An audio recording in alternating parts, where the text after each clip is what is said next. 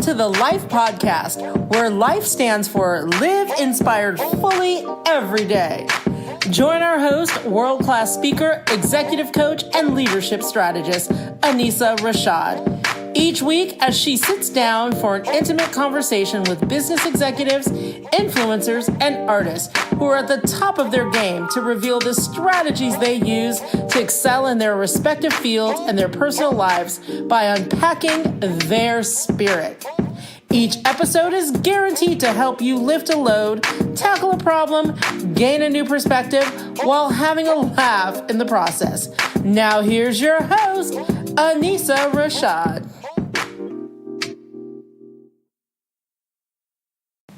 Welcome to another episode of the Life Podcast. I am your host, Anissa Rashad, and today I am super excited to have joining me my guest, Miss Mimi Donaldson. Mimi is a visiting professor at Harvard University Center for Public Leadership at the Kennedy School of Government. She was the pitch coach on ABC's American Inventor and coached the contestants to success. Mimi also is the co-author of Negotiating for Dummies, which was published in 6 languages and sold over 1 million copies worldwide. Her second book, Bless Your Stress, and her latest book, which we'll talk about a little bit in our conversation today, is Pitch Perfect. Speak to grow your business in 7 simple steps. Now, Mimi is a coach to folks who want to do TED Talks. I know many people aspire to do TED Talks. Mimi is your person. She will sit down and walk you from no words to ideas worth spreading. Mimi, welcome to the show. Thank you, Anissa. I'm so happy that you're having me on. So I will tell you guys about Mimi. Mimi and I are like, peanut butter and jelly, right? Like salt and pepper. all of that. So you're going to have a good time just kind of listening to our conversation.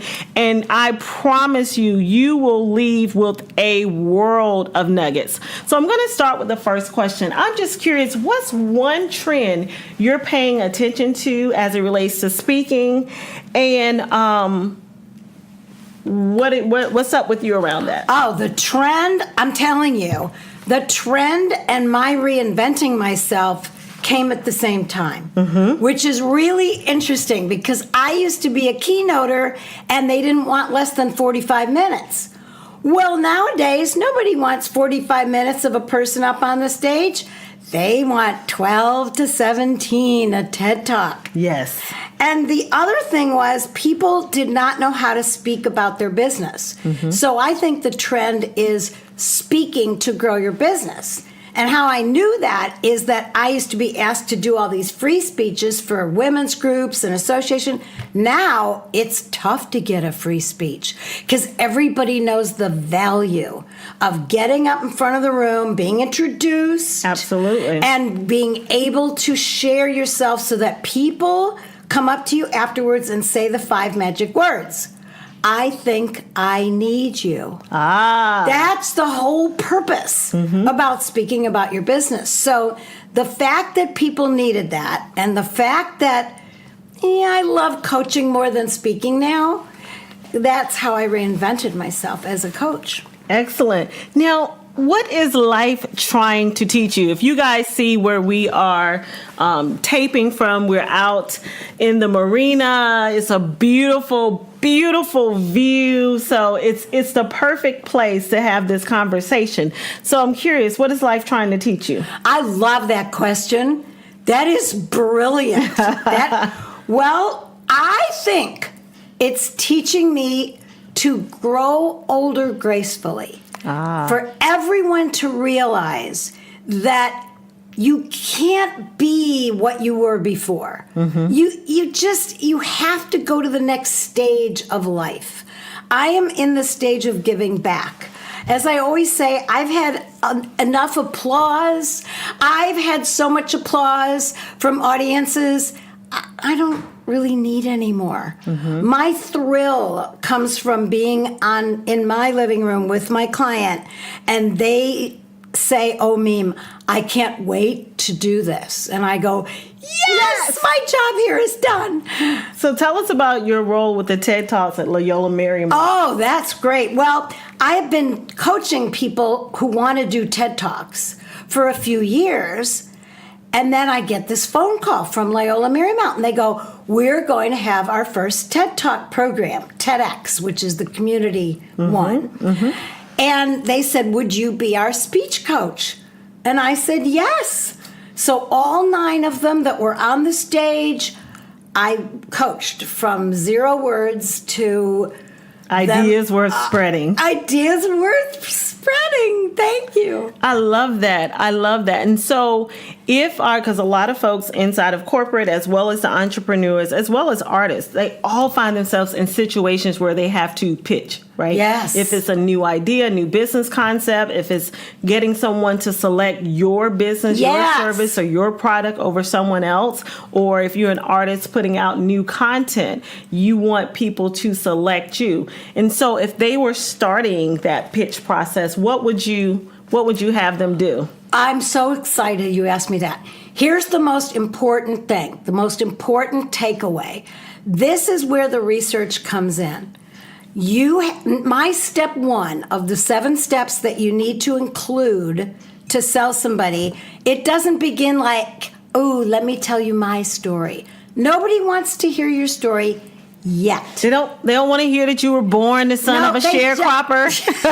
Not yet. Not yet. That comes step 6. That's your why story. That is included in your heart story, where you come from. And that's near the end, right before the call to action. Mm-hmm. But the first thing they've got to know is what's in it for me. Mm-hmm. Why should I listen to you?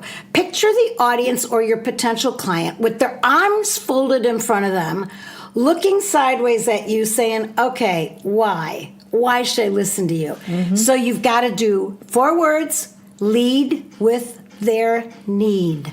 And that's where the research comes in. Did you get that? Lead with their need. So when you're walking up and you want to tell them how great and amazing your product or your service is, they don't really care. What they care about is the problem or the need or the pain point that they have. So Mimi just said, lead with your need. What else? Exactly.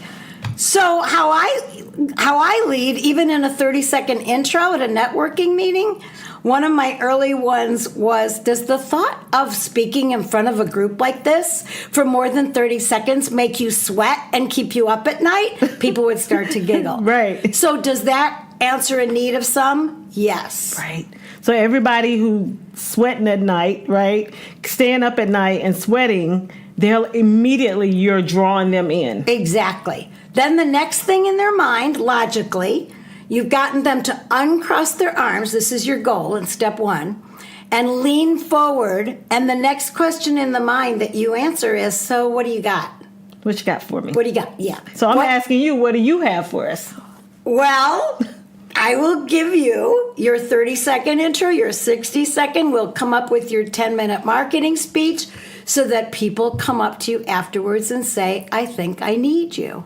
I think I need you. Those are the magic 5 words. That's right. I love it. And so what are you hoping in this next juncture? What are you hoping for your legacy to be? Ooh, legacy. That's how I get people focused on their TED Talk. I say to them, okay, imagine God comes down to you and says in your ear, you have 10 minutes left on the earth. But you have to spend them on stage in front of an audience. What are the 3 most important things that you have learned through your School of Hard Knocks that might save them some time in the School of Hard Knocks? What do they need to know to take away some of their pain? So I want you, if you're listening, take a moment. Just stop and reflect and think. What have you learned in your School of Hard Knocks? If you had 10 minutes left, if you were on that stage and you had to share your wisdom, your heartfelt, heart-centered lessons, what would your message be? Yeah, just take a moment to think about that. I know for me, one of those lessons would be something I learned last year after the transition of my mother. And it came to me so clearly. In life, Mimi, the little things are everything. Wow, that's a good one. Right? Everybody should write that down. In life, the little things are everything. So don't ever be too busy to notice, to pay attention to, or to show up for the little things. Because in life, the little things are everything. Ooh, I love that. So that would be mine. Okay, you want one of mine? For sure, for sure. Okay, one of mine is happiness is a choice. It is a choice. If I could get the most important thing I know in my life is to not categorize days. Oh, it was a good day. It was a bad day. What you're doing there, and it drives me crazy, is you blame the circumstances for your happiness or unhappiness. And I'm telling you, it doesn't matter. Right. We've had money, we haven't had money. We've had a nice apartment, we didn't have a nice apartment. We've had a boyfriend, we didn't have a boyfriend. Right. I mean, it doesn't matter. Right. It's a choice and a habit. And a habit. Yeah, you've got to get in the habit. And so for someone who's out there who may be miserable in their current role or may not be happy in their relationship or have a few extra pounds or not where they want to be financially, what would you say is kind of the first step to getting there? Like, it's easy to say, just wake up and choose to be happy. Oh, yeah, but if that's somebody's not not gonna there, what would you say is a first step to helping someone to get to that place of being happy? Okay, it's what I start every morning with. What am I grateful for? Yes. It's all about, yeah, you could focus on those 10 pounds. You could focus on your broken elbow or your broken relationship. But the truth is, if you list all the things you're grateful for, they are huge. Absolutely. It's a great list. And you will go where your mind goes. And when they say hit the floor running, before I even get out of bed and put my feet on the floor, I go through my grateful list. Because your little mind, when you wake up, is going to go, oh no, today's that meeting. Oh no, today's raining. I can't drive in the rain. I mean, it just starts with you. And you have to thank it for sharing. I always say, thank the little voice for sharing all the negativity. Yes. And then, wait, what am I grateful for? Family, friends, football. I mean, it all started with F. For a while. So mine are, look, food. Food, folks, fun, family, friendships, finances, fitness. Yeah, a bunch of F words. That's and my fantastic. faith, of course, my faith. And faith. Of course. Not football? Football didn't make my list. Sunday's going to be amazing. It's on your list. It didn't make my list. And so I'm going to the part of the show that I totally love and folks tune in for. And this is unpacking your spirit. So I want to know, what is your secret sauce to success? What's Mimi's secret sauce? Sounds like something we need to put in a bottle. Mimi's secret sauce. Well, a lot of my friends and my sister have told me that they wish they had this. So it's got to be my secret sauce. And it is, I am positive. Oh, you absolutely. I look at I'm always seeing the glass half full. I see the good part. That's just how I am. And I think that's one of the things that made us like drew us to each other Yep. is that we have similar worldviews. We have similar outlooks. From if you're with Mimi, if she's on the stage or if she's sitting out watching the horizon on the marina, she is the same person and she is going to bring, you're guaranteed she's bringing that positive perspective and that positive outlook to any situation, any conversation. And it's called joy. And that's something that comes from the inside. Yeah, you have it or you don't. And I've always had it, but I didn't know what it was called until this very, very famous spiritual woman at this retreat thing I went on years ago. She looks at me, she takes my face in her hand and she says, without knowing me at all, she goes, "You're a joyous little spirit, aren't you?" I looked at her and I swear that was the best compliment I had gotten up to there in my life. Wow. Just kind of that acknowledgement and recognition that it spills out and even someone who doesn't know you can see it.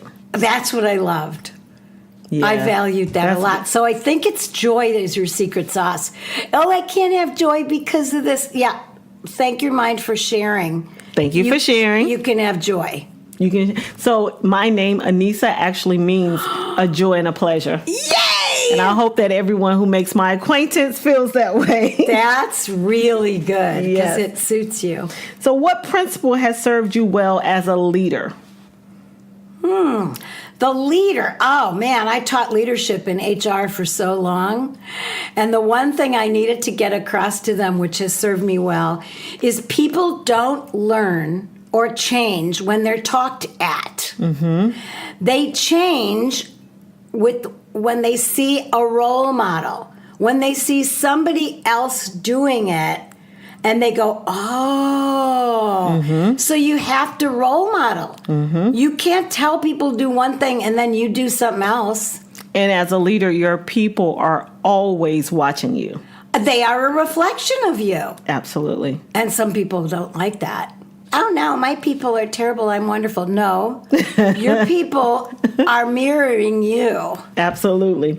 And so what are you doing now to reinvent yourself? Oh, man, this reinvention, I think I'm in the middle. I think I'm almost at the end of it. And it happened about 15 years ago. I used to coach people and write their speeches with them, just like I do now. But I didn't charge for it because I was a big keynoter with big stages, thousands of people. So my friends and fellow women business owners would come and I would write their speech. So one day, and I've actually thanked her for it recently, this woman is on my couch and we're writing her award acceptance speech for Inland Empire Woman, Business Person of the Year, not even woman, Business Owner of the Year. And she goes, oh, I don't want to do this. Because people who are great CEOs don't necessarily, they're not great speakers in front of hundreds of people. Oh, I don't want to do that. I said, I'll help you. We're on my couch. Afterwards, she said the 7 words that changed my life. And what were those 7 words? I would have paid you for this. Ah. I said, what? Literally, it had never dawned on me. I had fallen into that girl trap. And I think women, we do this more than men. We think if it comes so easily to us and we love doing it, why would I charge for it? Right. What? She goes, Meme, this has value in the world. I didn't want to do this speech. You've given me a laugh at the beginning, a tear at the end, and I get to thank everybody. Awesome. And I said, really? I was such a, Right. But this was a while. It took me 5 years after she told me that to even charge a penny. Wow. For coaching my friends and my fellow women business owners. Wow. And now you're coaching people all over. And they still tell me, the clients, raise your price. You need to So if you're out there and you need help with that presentation, that speech, you better call her before she raises her rates. You better. So what, if you had to, well, I'll start with this one. What morning routines or other rituals do you practice consistently that really contribute to you being able to serve in the world at the level in which you do? Well, first, the whole grateful thing. You've got to have your grateful list. I used to have it next to me. Now I sort of have it memorized and I add new things that I'm grateful for. But the second thing is to feed yourself positive messages and to tell yourself there are no good days or bad days. There's maybe a great thing that happens in the day. There might be a glitch in the road, but you don't have to characterize it as good days or bad days. So take it moment to moment. Don't look at it as one big whole. And the other thing that makes the morning ritual, being awake better is I sleep. I sleep 7 to 8 hours a night. I know there are some genius people out there that need 3 hours. You hear these stories all the time. But lately there's been studies that 8 hours, 7 to 8 is ideal. Right. And for creativity. I mean, I just think a good night's sleep, and also they tell you to sleep at the same hours every night. So your circadian 11 to rhythm. 7. Or 10:30 to 6:30, like this morning, or even midnight to 8. And the luxurious thing about having my business, I can sleep till 8 sometimes. Look at you. I know. Look at you. So what about your inspiration? You're positive. You have a positive outlook. Where do you go for your inspiration? Well, lately I've passed the age. I still can't say the age, because it's like freaking me out. But you're past I'm it. in the fourth quarter, is what I say. I think the fourth quarter of my life has started. And having been in the first 3 quarters, I don't know what the fourth quarter is like. And I can feel some things aren't the same, but I still go to work out. I still move my body a lot. But my inspiration is people my age older. People older at the gym. Who are older. Right. And they're just stepping it up. And the teacher is only 6 years younger than I am. Wow. I know. Nice. So very that nice. is my inspiration. I think that, what do they say? 50 is the old 30, all that. I think that's true. And so my inspiration are people who are older than me and still got it going. Their motor's still going. Have you seen the notorious RBG? I have. You see her working out? Oh, Ruth Bader Ginsburg? she's one of my inspirations. Absolutely. I love She's that woman. inspiration to us all. Yes. And she's still working out on a regular basis and has done it consistently over the years. I know. Well, I started, my family never worked out. We were a very intellectual family. A lot of medical degrees. And I always joke. I say in our family, it wasn't, are you going to college? It was, which medical specialty are you going into? Right. Just skip right to the finish line. So I started working out at Columbia when I was getting my master's. I remember running on the track above the gym. The guys were playing basketball, and there was a track above the gym, the whole circle of the gym, or oval. And I remember running, and then I ran out, and then I did my first marathon in my 30s, and I've been doing aerobics ever since. Oh, I love it. So I think that's inspirational that I can still do it, and that's one of my grateful things. And I have someone, I'm going to look up her information. I cannot think of her last name right now. She's like an 80-year-old bodybuilder. And she works out. She teaches fitness classes. She's a personal trainer.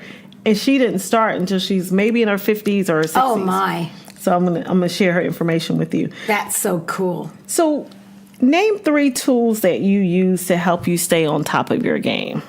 3 tools. Oh, the first one is don't be afraid of the hard work. I'm a research nerd. Oh, I love it. I've always been a research nerd. So when I was writing my books in the 90s and even in the 2000s, it was before Google. She was writing a book before Google, guys. Before Google. Before Google. So I literally went, because I don't like the library because you can't mark up the books. Right. So when I had to write a customer service course, I remember going to the bookstore and getting a lot of books on customer service. buying them, bringing them home, using the yellow highlighter, getting the concepts, putting them into my own words, but I had to have a lot of paper. And now I Google stuff and it's all there. And you can tell now what's recent. Right. What's the most recent thing written about that Absolutely. subject? So before I get on the phone with a potential client, and everybody out there should do this, look up their website, research it. I still print some of it out. Don't print it. Don't No, print I it. know, Just but look at it. she's Don't younger, print. so Save a tree. I Don't know. print it. I'm still loving paper. I love paper. I have a daytimer. I know, it's a I know. big secret. She has her daytime. I have my phone. I We know. both have them sitting here. It's just our thing. But we both So- have our tea. Yeah, we have our tea. We have our but tea. Research Nerd, yes. Before I get on the phone, I look at their website. I find out who am I talking to. You can even see their picture on their website and read their bio. You don't have to shoot in the dark anymore about people. It's just fabulous. So And you can go to LinkedIn and look at everybody's you can bio, look at picture, everything, LinkedIn, all you in can one look place. at all their profiles on the social media stuff. You can really tell a lot. I think the researching thing, I think that's really one of my, what'd you say, 3 tools? Yeah, 3 tools. That's another thing we have in common. Like our positive outlook, we both really enjoy research. Like Oh. you dive into it. It's like just I love swimming it. around. Yes. If you pay me to research, in fact, the clients, I used to say you have to know everything about your business and about like when was the first purse invented, because she makes gorgeous purses.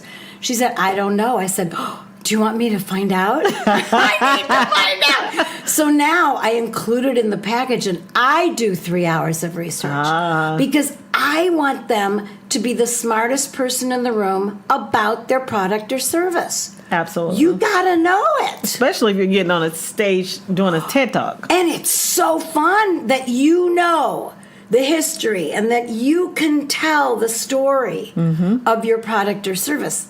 I think it's so research and then, do it for them if they won't do it themselves. Just do it for them. What else? What's another tool you use? What's another tool? Well, you said the second one, which is our joy and our positive attitude, because it's infectious. It is. It spreads. If you're talking to somebody negative, don't try to out-negative them. You never will. Right. They're better at it than you are. Yeah, a lot of people, I say they're like Drano, right? Just suck all the life out of you. I know. My mom taught me that when I was a little girl. I'd come home crying because some girl said something bad. And I said, what can I say back? She goes, no. She said, you're never going to outdo them. Right. They're bad. Right. They're people, their negative is so much worse. You don't do that. Just don't be with them. Don't go around with people like that. I was like 7. She was like, Don't be with them. You don't know how to. so you don't even try to compete in that way. Just be who you are. And I tend to attract, here's the third tool. Look for like-minded people. Yes. I mean, when I was in HR, I didn't have a choice. I worked for the man, and I had to punch the time clock, and now I choose my clients. Isn't that beautiful? That is one of my greatest joys. The fact that you can isn't that choose the best? who you decide to partner with and work with and collaborate with. And make support. sure they're like-minded. Make sure they're open-hearted. Make sure they're not sharky people. And if you had one thing to share with our listeners to help them live inspired fully every day, what would that one thing be? My famous 4 words that I have to tell speakers or people who want to speak. Here it is. Ready? These are the 4 words that I live by. It's not about you. Tell us more. Tell us more. Well, people always ask me, how do I get over nerves? I have the right words, but I'm so nervous in front of people. I go, that's because you're thinking about you. Mm-hmm. What? They say. I say, you're not delivering your speech into a mirror. Right. It's not. It's not the mirror. Right. There are actual people. And so it's not about you. That sentence actually comforts me. To know that when you're getting up, it's not about you. It really is about the information and the people that are in the room that are there to get the information. Yes, it's about meeting their need and solving their problem. And that's what I teach in my book. That's all people want to know is, do you know my problem? Lead with the need. Number 2, well, what do you got to solve my problem? Here's my solution. And that's in my book, Pitch Perfect. Speak to grow your business in 7 simple steps. And the steps aren't about you. So let's go through the 7 steps. Oh Tell my us the gosh. steps. Okay. The steps are about answering the questions in the listener's mind. So you're almost a mind reader. Okay. So first question, they're saying, what do you got? No. Do you know my problem? Why should I listen to you?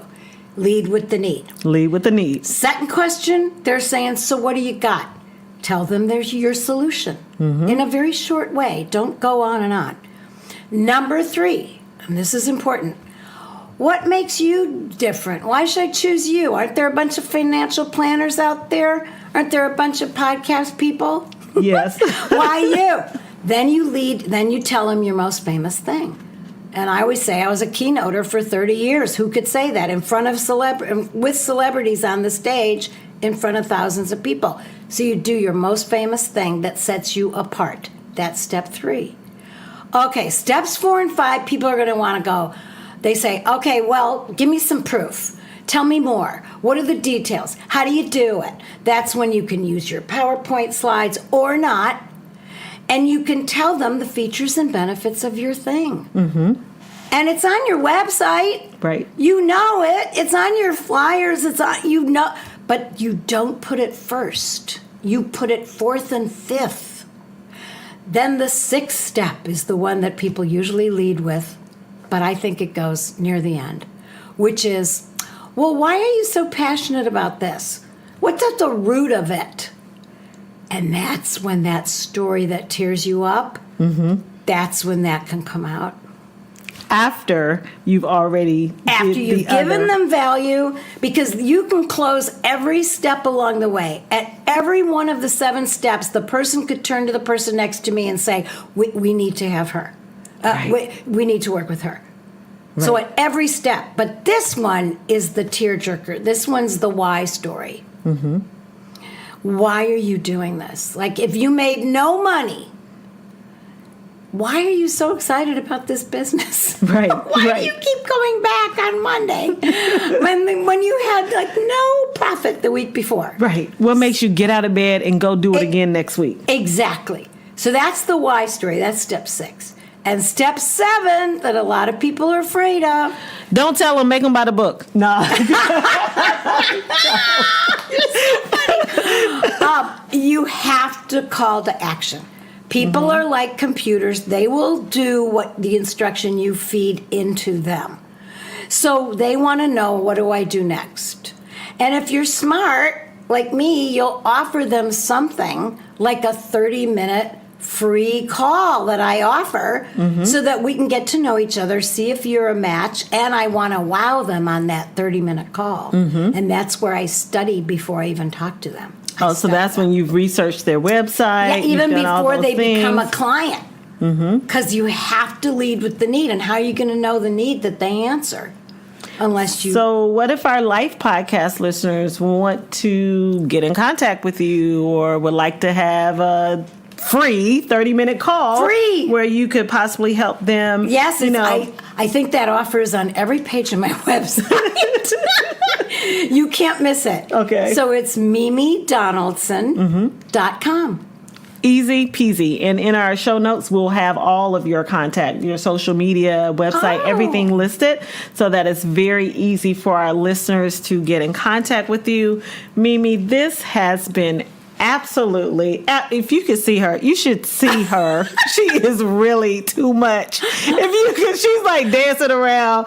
This has been an absolute joy to be able to sit down with you, have this amazing view, to share this tea, and to get all of the wisdom that you have for our listeners who are putting together presentations, our entrepreneurs who are putting together pitches. So we just certainly appreciate you sharing with us. Thank you so much. Thank you. You are good, girl.